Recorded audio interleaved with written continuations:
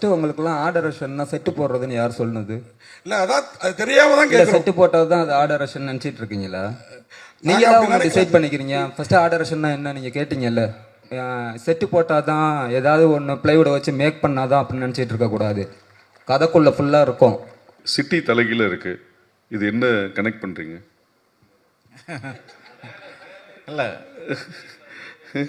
அதாவது ஏழை எளிய மக்களுக்கு கல்வி கிடைக்கலன்னு சொல்லியிருக்காங்க. இதுக்கு என்ன காரணமாக இருக்குன்னு நீங்கள் நினைக்கிறீங்க சார்? இதுக்கு காரணம் தெரிஞ்சால் நான் இங்கே உட்காந்துருப்பேனா? நெசா கலெக்டராக இருக்க மாட்டேன்.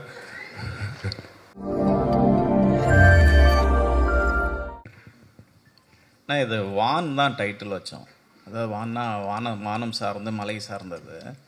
அந்த டைட்டில் கிடைக்கல. இப்போ ஜென்ரலாகவே ஒரு ப்ளஸ்ஸிங்காக இருக்கும் அப்படின்றது தான் எல்லாத்துக்கும். அதனால் அருள்வான்னு சேர்த்து வச்சுக்கிட்டேன். அருள்வான் அது, அவ்வளோதான். ஓகே டேரக்டர் சார், அதே மாதிரி உங்களுக்கு ஒரு கேள்வி. நீங்கள் பேசுகிறப்ப காளி வெங்கட் மனசில் வச்சு கதை பண்ண அப்படின்னீங்க. ஆனால் வந்து ஹீரோன்றப்போ அருள்நிதி சாரையும் ஆரவியும் சொல்கிறீங்க. அவரும் ஒரு ஹீரோ தான். இவங்க ரெண்டு பேரும் வந்ததுனால அவரை கம்மி பண்ணிட்டீங்களோ? அந்த அந்த அந்த மாதிரி இல்லை. அந்த ஸ்கிரிப்டே வேறு ஸ்கிரிப்டாக இருந்துச்சு. சின்ன ஸ்கிரிப்டாக இருந்தது. அதுக்கப்புறம் கொஞ்சம் ஸ்கிரிப்டை மாற்றி தான் இந்த மாதிரி. அதாவது ப்ரொடியூசர் விருப்பம் என்னென்னா சின்ன படமாக பண்ண வேணாம், கொஞ்சம் பெருசாக பண்ணலாம், ஏன்னா ஃபஸ்ட்டு ப்ரொடக்ஷன் பண்ணுறதுனால கொஞ்சம் நல்லாவே பண்ணுங்க அப்படின்னு தான் இவங்க டெக்னீஷியனாகவும் ஜிவி பிரகாஷ், அருள் சார், ஆரவ் சார், அந்த மாதிரி ரம்யா மேம் எல்லாத்தையும் அந்த மாதிரி கொண்டுட்டு வந்தாங்க. அதனால் அந்த படத்தை கைவிட்டுட்டு இந்த ப்ராஜெக்டை ஸ்டார்ட் பண்ணோம். ஃபஸ்ட்டு அண்ணனை கம்மிட் பண்ணியிருந்த ப்ராஜெக்ட் வேறு. ஸோ அதனால தான் சொன்னேன், நான் அண்ணனோட மறுபடியும் கண்டிப்பாக இன்னொரு படம் பண்ணோம் அப்படின்னு. அதே மாதிரி டேரக்டர் சார், ரொம்ப நாளைக்கு அப்புறம் ரம்யா பாண்டியன் யாருக்கு ஜோடி? ஆரவ் சாரோட. ஆமாம். அருள் சார், அருள் சார் எங்கே சார்? இங்கே எங்க? ஐயோ, இந்த சார் கோடம்பாக்கத்தில் வந்து அருள்வான்னா எல்லாருக்கும் தெரியும், அருள்நிதின்ட்டு. ஏன்னா பசங்களுக்கு வந்து ரொம்ப பிடிச்ச ஒரு நடிகர், அது இல்லாமல் எல்லாமே செய்கிறவங்க. இப்போ இந்த படம் டைட்டிலும் அதே மாதிரி ஒத்தி போகுது. ஆனால் இப்போ அதே படத்தில் அதே நெக்ஸ்ட் ஒரு படம் வந்து டிமாண்டி காலனி 3. ஸோ அப்படியே கான்ட்ராஸ்டாக இருக்காது. எப்படி நீங்கள் வந்து ஹேண்டில் பண்ணீங்க? எப்படி ஹேண்டில் பண்ணுறேன்னா, ஹேண்டில்னா என்னன்னா, அது வந்து ஒரு பேய் படம், இது வந்து ஒரு நல்லது செய்கிற ஒரு படம். ஸோ அதுலேருந்து எப்படி நீ மாறுபட்டுறீங்கன்னு?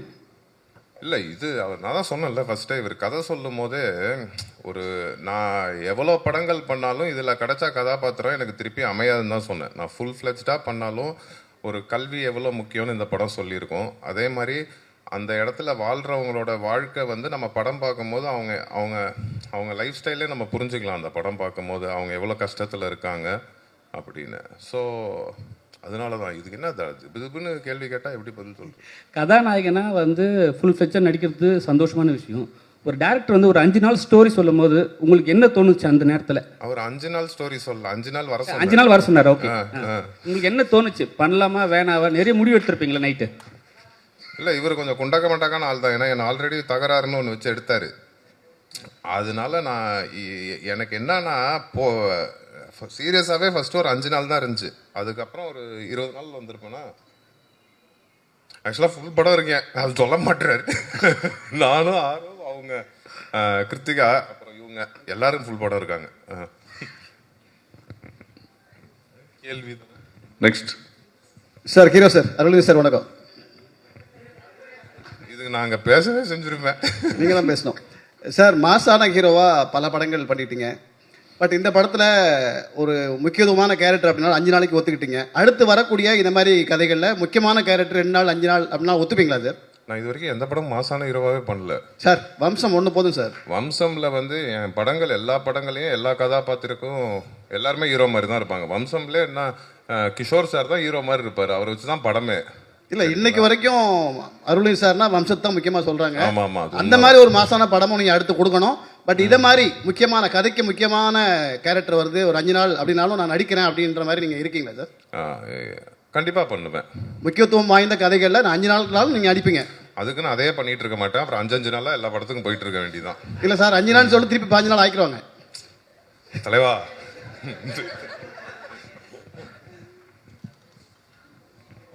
நெக்ஸ்ட் ஆரோவுக்கு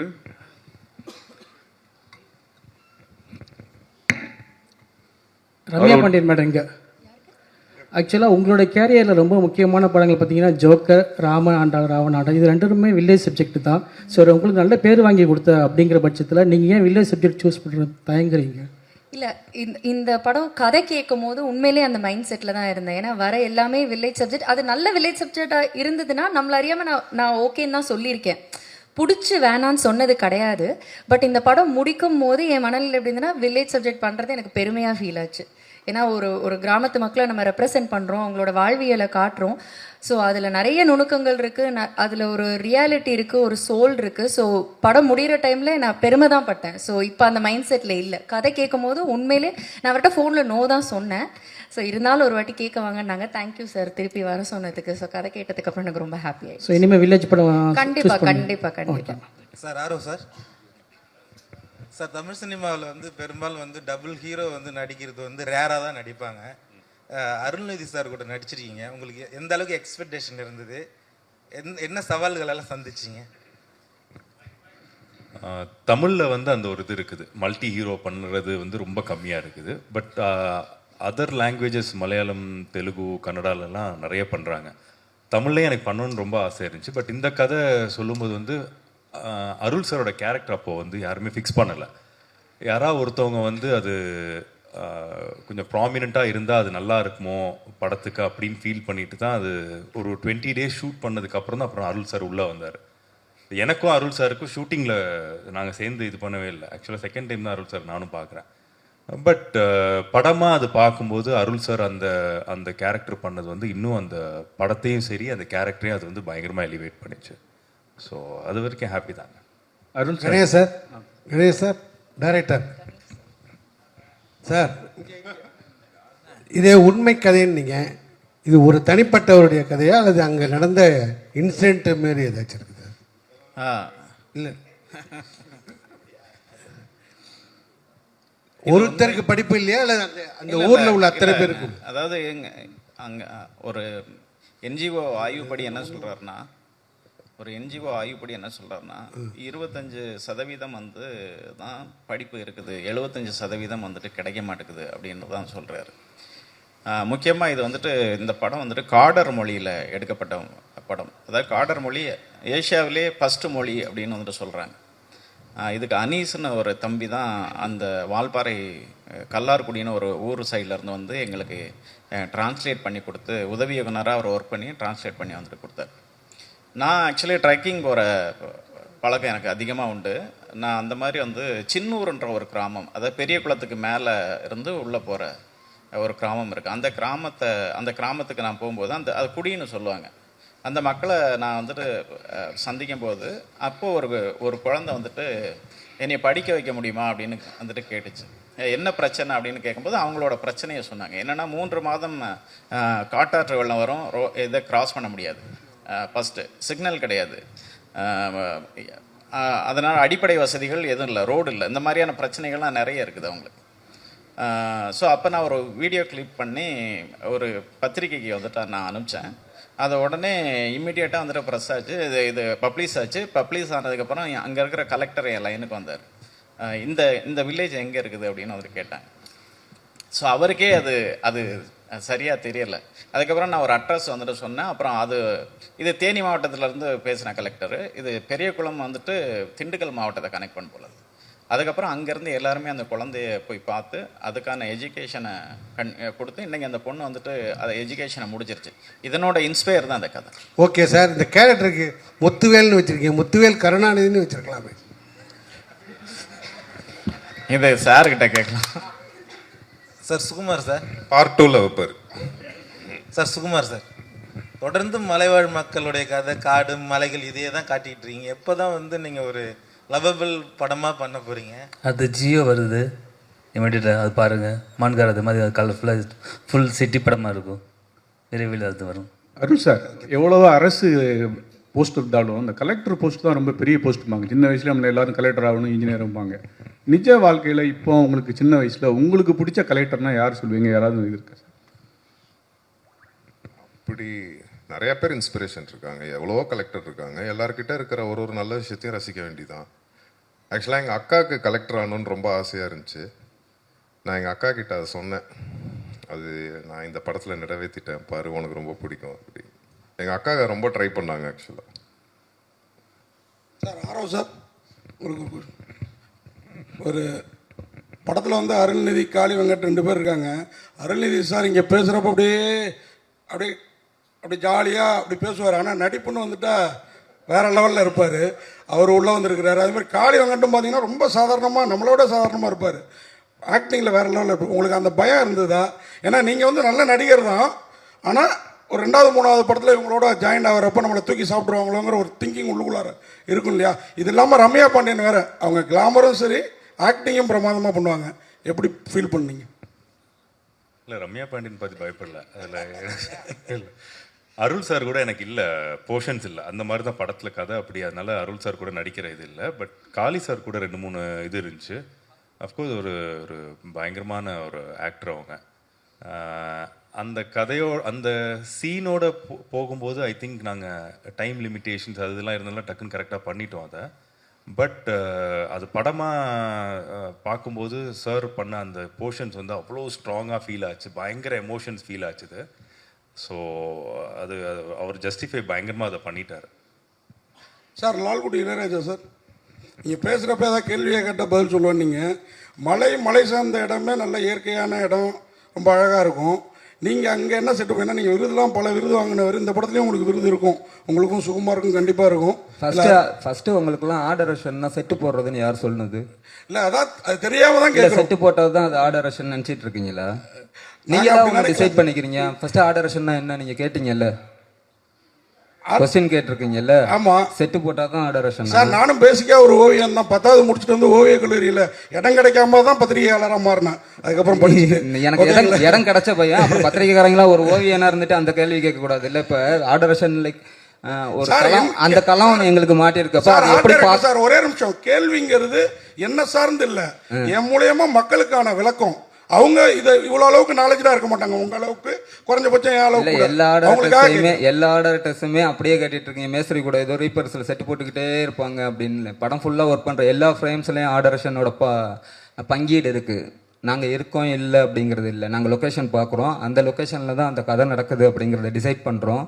கதையோட களத்தை நாங்கள் தான் ஆராய்ஞ்சு அந்த இடத்துக்கு கூட்டிகிட்டு போகிறோம் எல்லா ஆர்டிஸ்ட்டையும். ஸோ செட்டு போட்டால் தான் ஏதாவது ஒன்று ப்ளைவுடை வச்சு மேக் பண்ணால் தான் அப்படின்னு நினச்சிட்டு இருக்கக்கூடாது. கதைக்குள்ளே ஃபுல்லாக இருக்கும்.